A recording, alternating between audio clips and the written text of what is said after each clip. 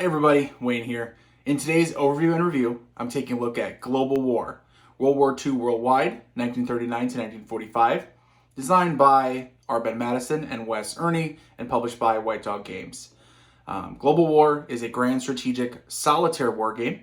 As you can tell from the name, the game lets you play out the entirety of World War II. You play from the Allied, or as the game calls it, UN perspective. The system plays as the Axis powers. You attempt to first hold back the Axis onslaught. Later on, you get to go on the offensive.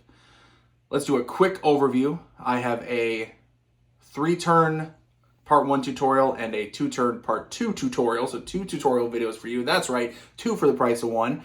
To you guys to see the game in action where I'm explaining it. And then I have a complete playthrough of the 1943 turning point scenario, which plays from 1943 all the way until the end of the war. So quick little overview. We'll do my pros and cons, and as always, we'll end with my final thoughts. All right, let's go down to the table. All right, let's do a quick overview here. I have the map. It's set up. I had been playing, filmed my last 2 tutorial videos, so it's kind of right after that. So this would be going into turn 6 here, which is January, February of 1942.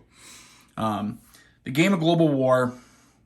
It is, if you're familiar with Madison games at all, it is a chit pull for turn-based game, and that those chit pulls also determine the actions of your opponent. In this case, the Axis powers, right? So following the sequence of play, I think would be kind of the best way to explain things, is I'll just kind of run through the sequence of play. Starting off, you have a chit draw phase, except for the very beginning of the game. The very beginning of the game, there's 3 green chits that you specifically use. You can see a couple of them here. They're going to tell you, you're gonna randomize the 3, but there's 3 green ones. They're going to get placed in the first 3 turns. And then after that, you're going to likely have the Barbarossa chit, Operation Barbarossa, and then the Pearl Harbor chit. That kind of sets up, it's scripted, but it sets up right kind of the rest of World War II, and then it sets up the rest of the game. Once you pull a chit, or you placed a chit, whichever is going to be, you're going to place it on the calendar. You're going to deploy any units in that box. So what will happen is you'll have things like Leader Roosevelt, Stalin, Churchill, or you'll have chits like Spruance, the U.S. Marines, or U-boats that maybe get destroyed, but they're going to be rebuilt in the future. Those will get placed on the calendar. So when you get to that turn, they're going to be placed in their holding box on the map. There's going to be calendar events. So historically, right, certain things happen at certain times.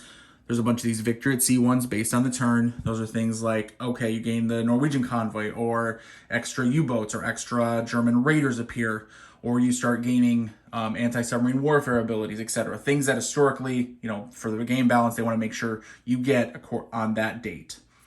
After that, you're going to check for chit-based events. So the chits themselves, besides the numbers and letters, which I'll explain, have symbols on there. Mushroom cloud symbol allows you to start researching for the Manhattan Project. Then here you have this crescent. That's going to be the Caucasus Crisis. There's a South African flag. Then there's a symbol of a die of a D6 that is a random Axis attack. And then also, you're checking the middle of it. During a turn, you're seeing the color of the disc in the middle. If there's white, there's basically no game effect. Yellow or red, you're flipping over the Stalin leader tile back from his used to his unused side. And if it's yellow, there may be an effect on the Japanese during the Pacific naval phase. All right, so after you do the turn start phase, you do the evening telegraph phase. That is basically the random effect phase. You're going to roll a 1d6, or random event, excuse me. You're going to roll a 1d6. You're going to add the turn number. So say it was turn 5, you roll a 5, you have a total of 10. You're going to check a chart. It's going to give you this evening telegraph. It's going to have potentially military events, political events, and commandos activate. Military events, if you recognize some of these names, right? Wavell, Rommel, Zhukov, Manstein, etc. are going to be historical events. Now, there's certain numbers you're not going to be able to roll right away, right? Because they're too high. Certain numbers that once you get past a certain point in the game, you're not going to be able to roll that low anymore. So they do, in general, there's going to be kind of a range as the turns go by of where you're going to have the different military events, again, political events, and commandos. Political events things, you can see, you roll area bombing. Now you're going to get the area bombing chit. You're going to get a bomber command chit and be able to start conducting bombing attacks. You're going to have, siege of Stalingrad occur, siege of Guadalcanal. Gandhi's going to appear. You're going to have to deal with him. Operation Torch potentially, etc. Things are going to happen over time that according to the turn and your roll, they're not going to happen all, historically, but they are going to eventually happen. Okay, after you conduct the random event phase, the evening telegraph phase, you go to the Axis powers attack phase. That's the core of when the Axis are attacking you. That is when you're looking at these chits, right? You're looking at a chit here. And it has, say, this one, which is this is the Pearl Harbor one, so it has quite a higher number. If you get to some of the other ones you're drawing later, they're going to be this one has a lot of them, but it doesn't have big numbers. You can see the differences. So what is it? Very, very simple. You have, your map is made up of Western Front, Eastern Front, Mediterranean, China Theater, Southeast Theater, South Pacific Theater. You can see A, B, C, D, E, F. And there's also dice roll numbers when you roll randomly. Those letters, right? So Front A, Western Front, Front B, Eastern Front, Front F, South Pacific Theater. That is what you're looking for on here. So when it is that Pearl Harbor chit and that Pearl Harbor event happens, besides the special effects that'll happen that are explained in the rulebook, you're also then going to conduct 3 Axis attacks on Front B and then 5 Axis attacks on Front E. This chit, you draw it, let's say, on that turn, you're going to conduct, and you do it alphabetically. So you're going to conduct 1 attack on Front B, 1 on Front C, 2 on Front E, and then 1 on Front F. Now, how do you conduct the attacks? Very, very simple. Basically, what it is you're looking at the units that are on that front.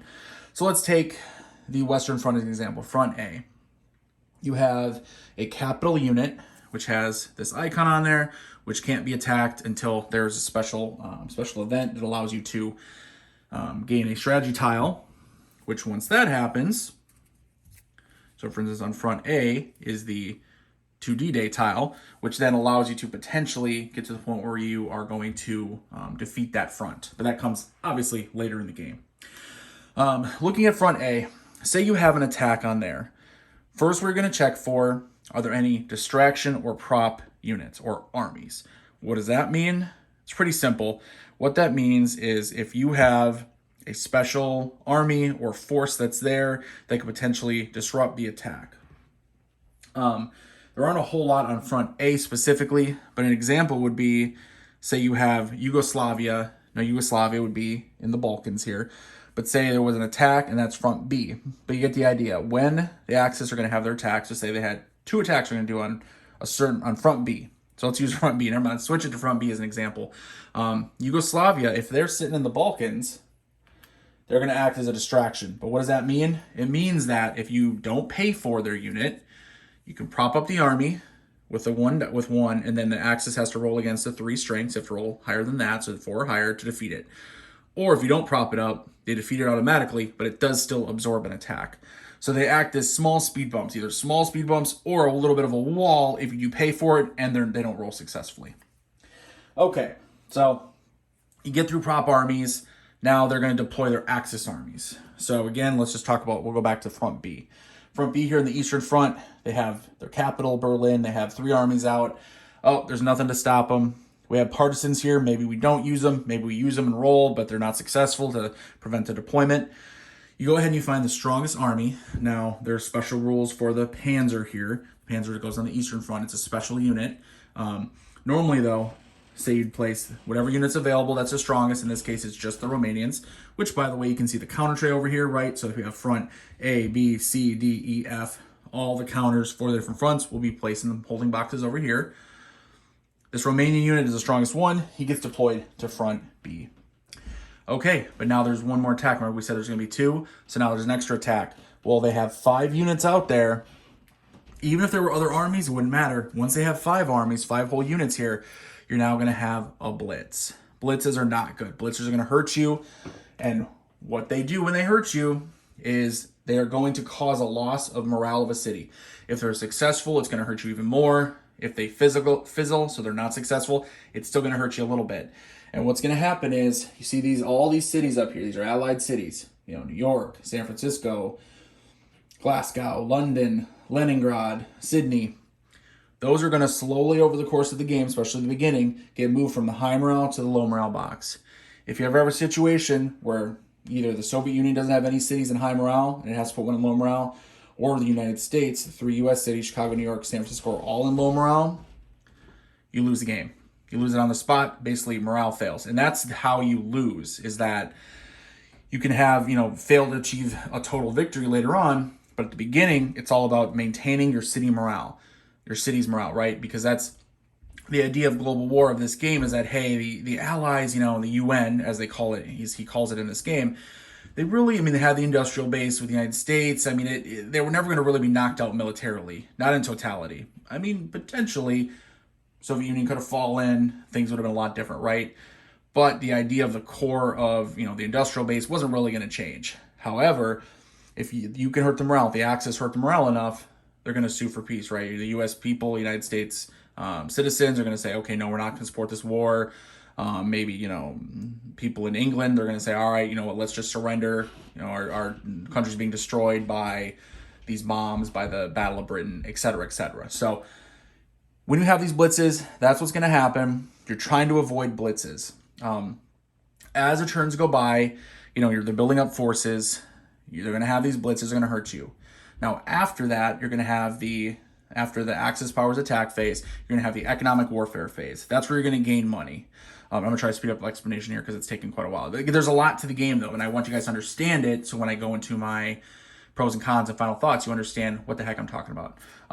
After the Axis powers attack phase, you go into the economic warfare phase. That's a very important phase because that is where you're placing your convoys out and you're getting money. The money, which you keep track of on the track here, is going to allow you to conduct your attacks. It's also going to allow you to buy things or do upgrades during the industrial phase. So you're placing your convoys in these different locations. There's numbers on here. That's going to be how much money you'd get. But, of course, the Axis aren't sitting back, right? There was stranglehold, Battle of the Atlantic. So there's going to be U-boat counters, and then there's going to be German raiders here. These will be placed out randomly when you roll on a chart. Sometimes they'll be with your convoys. If there's 2 of them with one convoy, your convoy is going to be destroyed or damaged too much to continue. It's going to have to go over to the U.S. East Coast box, and you have to rebuild it for money later on during the industrial phase. So starting off, you're not going to have as many convoys, and there's going to be a lot of U-boats, a lot of German raiders. As the game goes by, you start whittling those numbers down, and you keep your convoys up, you can start earning more and more money, which really just shows, the idea that the industrial capacity, right, especially like I said, of the United States, it's now getting across, especially once they enter the war after Pearl Harbor, getting across the Atlantic, getting across the Pacific, and it's starting to really have a direct effect on the war. During the economic warfare phase as well, if you have the Churchill, which he is up, I believe he's up here. Yep, he's up here on the board right now. Churchill has special abilities as well as Stalin. Not going to go into all of them. Basically, he's kind of the wild card of flipping him. Well, not flipping him, I guess, putting him on the calendar. Stalin's one that gets flipped. But of using him for special raids, it's historical events, sinking the Bismarck, diplomacy to maybe keep Turkey out of the war, etc. If he's available, you can use him for those special events.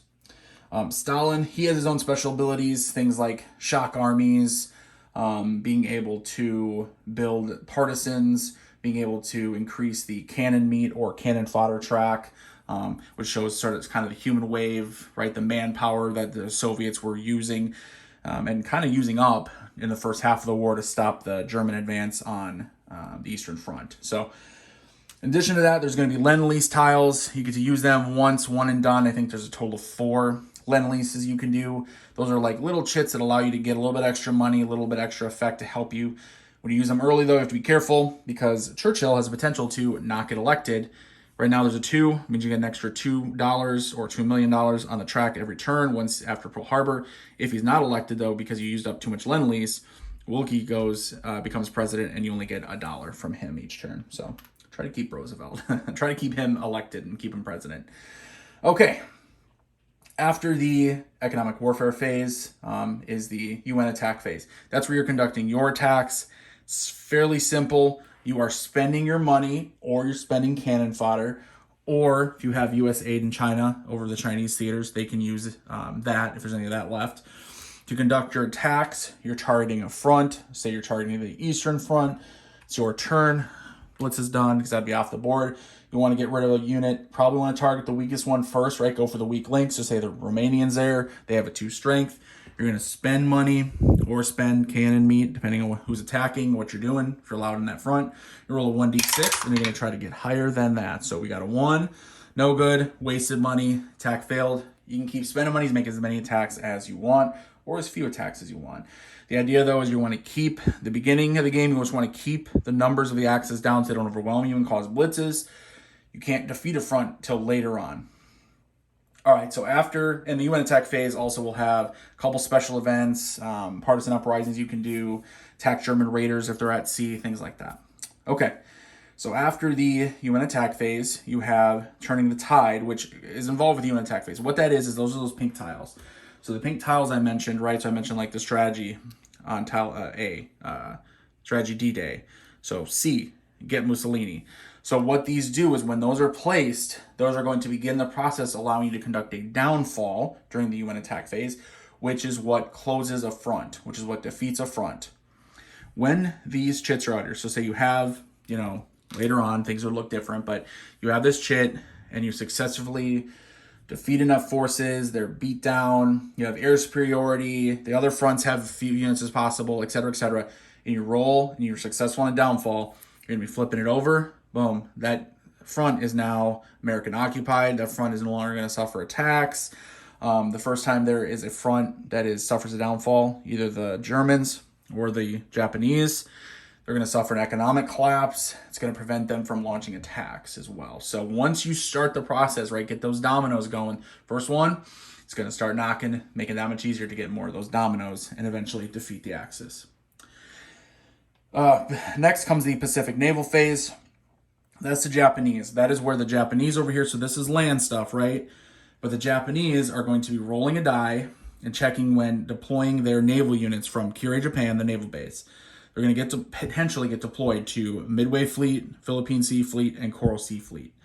If you get 5 or the 5th ship is added to the box, there's going to be what's called a Kishu, which you're going to suffer a carrier. Now, carriers, you keep hearing a carrier cup, because what happens is not only do you suffer them and then they get sent to the tray over here, but after the Japanese go, and there's also the special, I mentioned the Yellow Disc event, that's if potentially Attu and Kiska, the Japanese launched that invasion up there in Alaska. But when it's your turn after the Japanese go, you can conduct naval combat. How you do that, you randomly draw a carrier, you check the yellow number here in the top right. So here we have the Hornet, there's a 2. You're going to gain 2 naval actions, and you're going to go ahead and place the Hornet over here on the tray. Now later on, you can spend 2. You could spend $2, $2 million, whatever, and put them back in the cup later on. But that's going to be much later in the war once you have that extra money coming in, and kind of the U-boat threat, the Battle of the Atlantic has really been won. Okay, along with, so after that is the industrial phase. So that is where you are spending that money on other things. So building partisans, reinforcing Malta over here. Building convoys, right? So starting off, you're going to have them over here. You're going to have to build some of them. And then when they get damaged, they get destroyed by U-boats, they get sunk, whatever, you're going to have to rebuild them. You have to rebuild them again. Later on, you can convert them to escort convoys. It's later on in the war, right, when they start having escorts. You can go ahead and spend money to flip them over. Now they can be escorted, or they are escorted. The naval production, I talk about buying carriers, building special tiles like over the hump, which allows you to avoid or skip over the Burma Road. Riggs Place, North Africa, gives you a modifier. And, of course, the big one, eventually, once you get the Manhattan Project all the way, building A-bombs. All right, finally, it's the turn-end phase. There's commandos still in a front, which commandos happened as special events. They would have a negative effect that would hurt morale, hurt a city's morale, and knock a city from high-low. Remember, that is the worst thing that can happen to you. That's how you lose, so always avoid that at all costs. You can potentially bank some money in one naval action. Any military events that may have been on the random events, you're going to go ahead and reset. Naval reset as well. All the U-boats and your convoys all go back to the holding boxes. Check to see if Gandhi is in India, if India is going to go in revolt. And then you end the turn, and you go on to the next turn. We're going to draw another chit and start over. So the game, again, you lose, right? So you hopefully got a good idea of how it functions. Again, full playthrough and 2 tutorial videos will give you a deep, in-depth look at the game. How it works, keep your cities from getting into low morale. That's the key. So you're surviving, right? At the beginning of the war, you're surviving the Axis, you're surviving the Germans pushing on the Eastern Front, you're surviving the Italians in and Germans in North Africa, trying to win the Battle of Britain, trying to hold back the Wehrmacht. You are trying to hold back Japanese in the Pacific. You know, they're going to be building their forces in the South Pacific Theater. They're going to be building their fleets up. You're going to have to fight them. You're going to have to sacrifice carriers to fight them. And you're going to be paying money. You're going to be paying money to rebuild your convoys. You're never going to have enough money, especially at the beginning of the game. You're going to be sending out convoys. The U-boats are going to stop them and sometimes destroy them. It's risk-reward, right? You have higher numbers. So say it's 4. Why don't you always put a convoy here, Wayne? Why don't you always go for 4 million? Well, of course you should, right? Except if you have multiple U-boats and raiders, odds are when you roll for the chart, there's an increased chance of a wolf pack. Wolf pack is going to send 2 U-boats at that area, or a U-boat and a raider. And if there's 2 there against your convoy, now your convoy is sunk. Now he goes back to the East Coast. You're going to have to, not only do you not get the $4, but you have to spend 2 to rebuild him. So, or you can send him off to these places for 2, for 1, but you're not going to get as much, right? And less likely to encounter U-boats, but you're only going to get $1 or $2 million per convoy instead of 3 or 4. So you can see where, you know, you're strapped for resources. You have a limited amount, trying to hold the Axis back later on, right? So its turns go by, dozen turns go by, 12, 13, 14, 15 turns go by. You're now starting to bring the fight to the Axis. You're pushing them back. You're just defeating fleets over here of the Japanese. You're knocking them maybe out of Africa, and you're invading Italy. You are building, you're holding back on the Eastern Front. You know, Russia, Soviet Union's getting secured. You're keeping those numbers down. Suddenly you win the Battle of Britain. Suddenly you have D-Day. You are now invading on land in the Western Front. Next thing you know, you've turned the tide, and now you are fighting back, and you're trying, and now it's a race against the clock. So now you've survived the initial onslaught. Now it's a race against the clock to defeat the Germans and defeat the Japanese before the game ends, turn 27, fall of 45. Because if you don't do that, basically the game says, hey, you win the game, but you don't win the war, right? Because at that point, the tensions are going to rise up between the Soviet Union and the rest of the Allies, and they're basically going to call it probably and say, hey, let's divide up the spoils as is, and the Cold War is going to go ahead and begin right there. So hopefully that gave you a good overview. That was a little bit longer, a lot longer than I wanted to go, but I wanted to cover everything because I want you guys to understand the game when I talk about it, and I talk about my pros and cons, I talk about my final thoughts. When I say certain things, I want you to understand that. But again, a full playthroughs, I have those videos up. Other than that, I think that's good enough. Let's go to the pros and cons. As always, cons first. All right, the first con I have is setup and chip management. The game comes with a counter tray, which is a player aid with holding boxes printed on it. I have it right over here. That's where you have the different front reserve theaters, tiles, locations, holding boxes, and then the different boxes down here, which lists the different counters and where they go. What you do is you use this right at the very beginning. Basically, all these counters are going to be in these different boxes. And then with these boxes, there's going to be some information on some of them. But generally, you're going to use the setup sheet, such as this campaign setup, 939 campaign setup. Is going to guide you exactly through which ones to grab, which side to have, and to put them out on the board. This is not new for a Ben Madison game. It's in Jeff Davis. It's in the White Tribe, amongst others. And I'm very thankful that it's included. I mean, it's needed, and it's a valuable tool to have that. It's also part of the game, again, with the holding boxes here. However, due to counter limitations, the game only comes with a single, very full counter sheet. You do have some double-sided counters. Unfortunately, it's not like a traditional war game where you flip an army to its reduced side, kind of double-sided. That just makes sense. It's something like, oh, hey, out of all these U-boat counters, on the back side of one of them has the French convoy.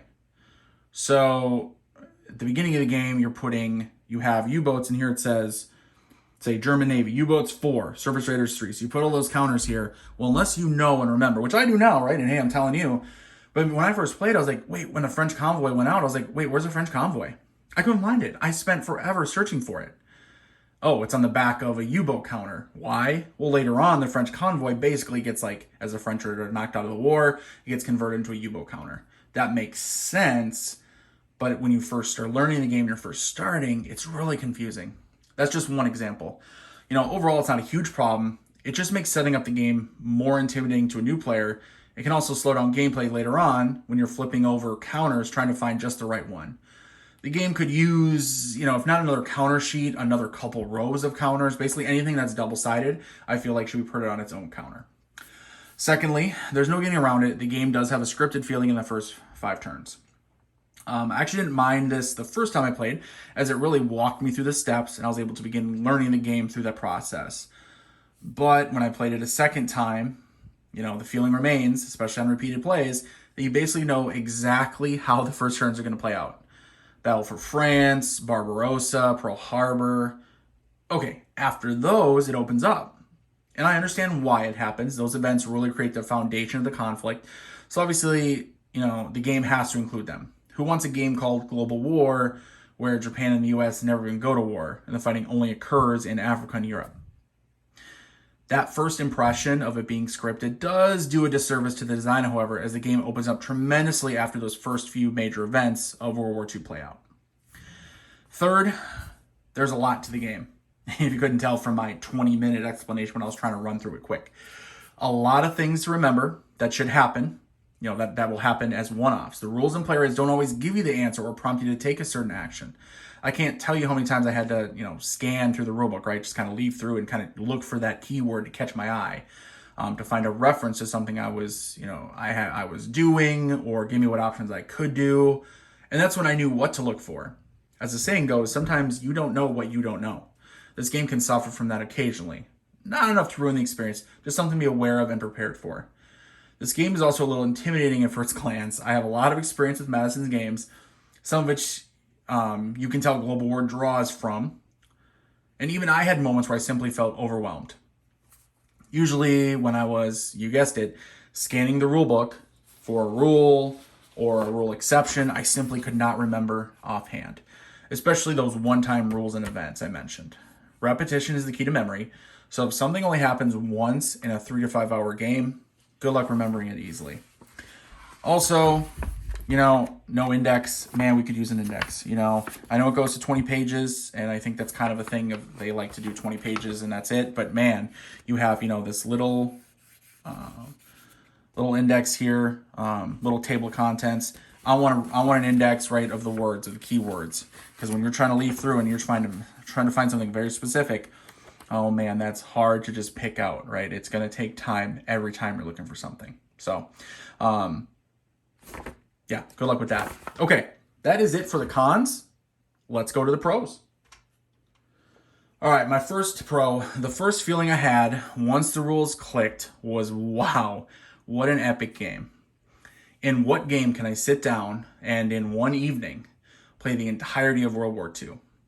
Not just say I did, right? No offense to a very simple game like World War II in 20 minutes, which I've covered on my channel, but actually feel satisfied, right? That I was able to make strategic choices about industry and military that led me down either the path of victory or more likely of defeat. And that's the thing. When your game is done, you know exactly where you went wrong. You're not left scratching your head going, I have no idea what I could have done differently. No, you say, oh man, I should have invested more money into improving my convoys, kept them built and repaired, improved them to their escorted side, and put more emphasis on defeating the U-boat menace. That would have given me more resources for my other fronts, for my battles. I should have used Churchill less on some of his daring commando raids he can do, right? And used him on defeating the U-boat menace and knocking raiders out of the game. That's just one system example out of the many. And again, I spent 20 minutes on what I tried to be a quick overview. I spent 20 minutes talking about the different systems and how the game works. Because that's what this game is. It's a collection of interlocking systems that all influence each other. You have a lot of player agency, but it's not, the agency of, hey, I'm pushing Sherman or Panzer's counters right from one hex to the other. It's not, hey, this turn I have to move 25 units and that's my agency, right? It's like, how do I maneuver the units? No, it's the risk reward of too little resources and too much to do. Now, does luck play a part? Absolutely. There's random chit draw, there's dice, But the game gives you ways to mitigate that luck. Make investments during the industrial phase that later give you bonuses to your die roll modifiers. Bank money from turn to turn, so you're always prepared for what the game throws at you right away the next turn. You can spend money to attempt to prop up those smaller allies, right? Those distraction little armies that appear throughout the war, or just let them be minor speed bumps in the Axis path. You can sacrifice your precious carriers to conduct naval battles and wear down the Japanese, or kind of save them a little bit for more decisive engagements and hope the Japanese fleets don't get too strong before you act. I also love that there's a way to play other than a long campaign game. The 1939 and going, and that's it, right? No. The setup, the player aid offers a shorter scenario I mentioned, starts later in the war. 1943 turning point scenario. It continues from then to the end of the war. Not only does it avoid the scripted feeling of the first 5 turns of the game, which I mentioned in my cons, it gives you a way to experience this game and all of its systems in probably half the time of the campaign game. Replayability is important for a solitaire game, especially one as crunchy as this one. Now, what do I mean by crunchy, by the way? Because I already hear you guys asking, what's crunchy? Is that a technical term there, Wayne? In my mind, and by the way, it is for game reviewers. In my mind, crunchy, it refers to a game being at a minimum moderately complex, not a light or simple game, but also with a lot of interacting rules that create decision points for the player that can change the course of a game and its narrative. Well, Global War is stuffed full of those decision points, which combined with the randomness of turn chits and all the different game systems that you can manipulate means no 2 games will ever play out exactly the same. If you want a solo war game you can play over and over, this is definitely one of them. All right, that's it for my pros and cons. Let's end with my final thoughts. For every issue or complaint I have with Global War, there are half a dozen aspects I love. The rulebook isn't always clear about the sequence of a certain procedure. Hunting for the right counter is kind of a mini game in itself. But how about all the various systems in place that allow you to play out World War II in the Atlantic and Pacific theaters, that give you the ability to play all the way from the opening shots of 1939 to possibly dropping the A-bomb in 1945? A game design that gives you the freedom to focus on what you think is important, all while balancing risk and reward. It starts with, the industry, with money, with resources, sending convoys out in dangerous waters. Do you send them where the reward is greatest, but the U-boat threat is the most dangerous? Or do you try to avoid those U-boats, but earn less money as a result? That money is then what powers your defense against the Axis. It also pays for your offenses on land and sea, and it definitely pays for all those fun things you can buy during the industry phase, including the A-bomb research. The theme and history of Global War shines through. There's nothing I love more than a solitaire game that brings history to life. Global War is filled with historical events, both military and political, that have a direct and thematic impact on the game. Combined with the core systems, they all act to simulate World War II in a very playable format. Is it a perfect game from rulebook to gameplay to experience? No, it has flaws, which I've talked about. But the fact is, the experience offered in this box trumps every complaint I have. Global War from Ben Madison and White Dog Games is my new go-to grand strategic World War II solitaire wargame. It's simply best in class. Thank you everyone for watching. I hope you enjoyed this video. Please let me know what you think of my video and of this game in the comments below. And until next time everyone, later.